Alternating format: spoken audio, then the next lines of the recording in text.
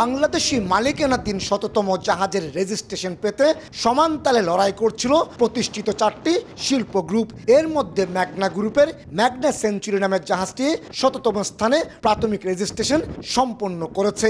এর আগে এবং পরে রয়েছে কেএসআরএম গ্রুপের এসআর শিপিং এর জাহান 1 এবং ভ্যানগার্ড গ্রুপের রয়্যাল আরকান জাহাজ। তবে এই 3টি জাহাজ এখনো বাংলাদেশে আসেনি। এক্ষেত্রে যে জাহাজটি প্রথমেই বাংলাদেশে প্রবেশ করে ভ্যাট ট্যাক্স প্রদান সহ প্রয়োজনীয় প্রক্রিয়া সম্পন্ন করবে সেটি স্থায়ী স্থান লাভ করবে।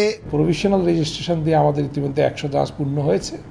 পার্মানেন্ট রেজিস্ট্রেশন দিয়ে 100 জাহাজ কখন পূর্ণ হয় সেটা এখন অপেক্ষার পালা। মূলত 2019 সালে জাতীয় রাজস্ব বোর্ডের মূল্য সংযোজন কর এবং সম্পূরক শুল্ক আইন নিয়ে এক প্রজ্ঞাপনের মাধ্যমে জাহাজ কিনতে আগ্রহী হয়ে ওঠেন বাংলাদেশের মালিকেরা।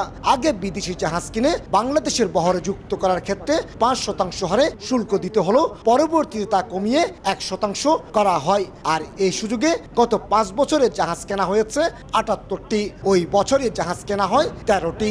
অবশ্য পরবর্তীতে 2020 এবং 22 সালে জাহাজ কেনা হয়েছে রেকর্ড 15টি করে। আর চলতি বছরের গত 6 মাসে ব্যবসায়ীরা মাদার ভেসেল কিনেছেন 6টি। সারা বিশ্ব যেখানে কন্টেনারের দিকে ঝুঁকছে, আমাদের দেশের যারা ব্যবসায়ী সংস্থা যারা আছেন তাদের কিন্তু কন্টেনারের দিকে ঝুঁকার উচিত হবে। বাংলাদেশি মালিকানাধীন জাহাজগুলোর মধ্যে রেকর্ড সংখ্যক 77টি জাহাজ হলো কার্গো পণ্যবাহী বাল্ক জাহাজ। এছাড়া 9টি কন্টেনারবাহী, 3টি এলপিজি বহনকারী, 5টি কেমিক্যাল ট্যাঙ্কার এবং 7টি অয়েল ট্যাঙ্কার। ব্যাপক চাহিদা থাকা সত্ত্বেও নানা জটিলতার কারণে কন্টেনারবাহী জাহাজ কিনতে আগ্রহী হচ্ছেন না ব্যবসায়ীরা।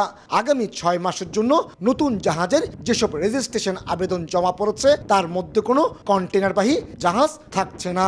কন্টেনারের আপনার বিভিন্ন যে ট্রান্সশিপমেন্টের ব্যাপার থাকে, এই জিনিসগুলোতে এক্সপার্টিস সাথে পৌঁছাতে আমাদের আরেকটু সময় লাগবে। আমরা যদি ওই জায়গাটাতে কমফোর্টেবল হই তাহলে আমরা ডেফিনেটলি ওটাতে এক্সপানশনে যাওয়ার প্ল্যান করব। বাংলাদেশ সমুদ্র বাণিজ্য অধিদপ্তরের তালিকা অনুযায়ী শিল্প গ্রুপগুলোর মধ্যে সমুদ্রগামী জাহাজের ক্ষেত্রে ম্যাগনা গ্রুপ এবং এসআর শিপিং এর মালিকানায় রয়েছে 25টি করে মাদার ভেসেল। এরপর আকিস গ্রুপের 10টি, এইচআর শিপিং এর 8টি, রাষ্ট্রায়ত্ত প্রতিষ্ঠান বাংলাদেশ শিপিং কর্পোরেশনের 7টি, ভ্যানগার্ড গ্রুপের 7টি এবং বসুন্ধরা গ্রুপের 6টি জাহাজ পণ্য পরিবহন করছে।